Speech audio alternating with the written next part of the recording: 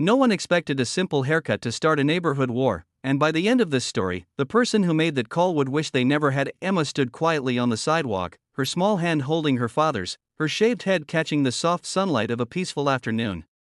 It had only been a week since her treatment started, and though she was still adjusting, she wore her new look with quiet bravery. Daniel, her father, stayed close, calm but protective, watching every passing glance.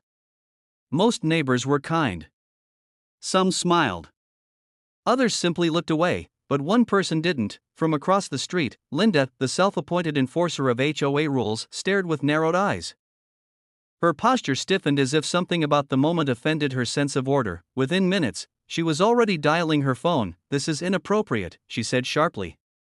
"There's a child here who looks neglected. Someone needs to check this." Emma didn't understand what was happening. Daniel did, and as the distant sound of sirens slowly grew closer, one thing became clear: this wasn't just concern, this was about control, and Linda had just crossed a line she couldn't see yet. The police car rolled in slowly, tires crunching against the quiet suburban street. Emma instinctively stepped closer to her father, her fingers tightening around his hand. Daniel knelt beside her, his voice calm, steady, reassuring. "It's okay," he whispered. "You didn't do anything wrong." Two officers stepped out, their expressions neutral but alert. Linda approached them immediately, her voice confident, almost rehearsed. "I reported this," she said, pointing subtly. "That child. Something isn't right." The officers exchanged a glance before walking toward Daniel and Emma. "Sir," one of them said gently, "we just need to ask a few questions." Daniel nodded calmly. No resistance. No anger.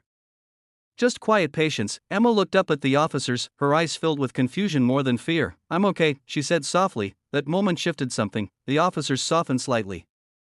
But Linda wasn't done. "She shouldn't look like that," Linda insisted. "It's disturbing the neighborhood." Daniel slowly stood up. His expression didn't change, but something behind his eyes did, because what Linda didn't realize was that this situation was about to turn in a way she never expected. The air grew heavier, though no one raised their voice. Daniel reached into his pocket slowly, carefully, making sure not to alarm anyone. The officers watched, alert but calm. He pulled out a badge, not flashy, not dramatic. "Just real. I understand your concern," he said quietly, holding it up. "But I'm also part of this department."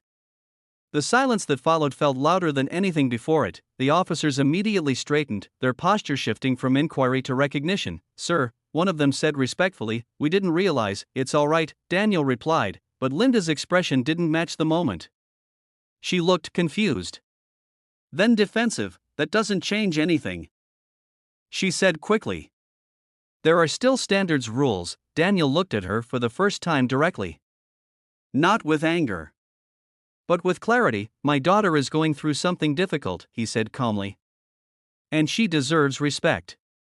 Emma looked up at him, her small hand still holding his. The officers now understood everything, but Linda still didn't, and that misunderstanding was about to cost her more than just pride. The shift was undeniable. The same officers who arrived cautiously now stood firmly beside Daniel, not because of authority, but because of understanding. One of them turned toward Linda. "Ma'am," he said carefully, "there's no issue here." Linda's confidence began to crack, but she held on. "I was protecting the neighborhood," she insisted. Daniel remained calm, but his voice carried weight now. "Protection doesn't mean judging what you don't understand," he said. Emma stayed close, listening, her quiet strength more powerful than anything being said. Neighbors had started gathering at a distance, watching silently. The story Linda tried to create was unraveling in real time. And for the first time, she realized she might have made a mistake. The tension didn't explode. It faded. Slowly. Uncomfortably, Linda stepped back, her voice quieter now. "I didn't know," she said. Daniel nodded slightly. "That's the problem," he replied. The officers prepared to leave, their job clearly done. But the moment lingered. Emma looked around at the neighbors, then back at her father. She didn't say anything.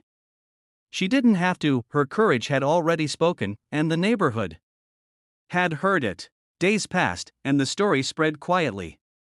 Not as gossip, but as reflection. People greeted Emma differently now. Warmer. Kinder. Linda stayed distant. Not out of anger, but out of realization. Sometimes the biggest lesson doesn't come from conflict, But from understanding what should have been obvious from the start, peace returned to the street, but it wasn't the same peace as before, it was deeper. More aware, Daniel stood beside Emma once again, sunlight touching her face, her strength shining brighter than anything else. What started as judgment had turned into something else entirely, a reminder that empathy matters, and assumptions can change everything, and that was the final twist in this unbelievable HOA story. If you loved the drama, don't forget to like, subscribe, and drop a comment sharing your thoughts. It really helps this channel grow.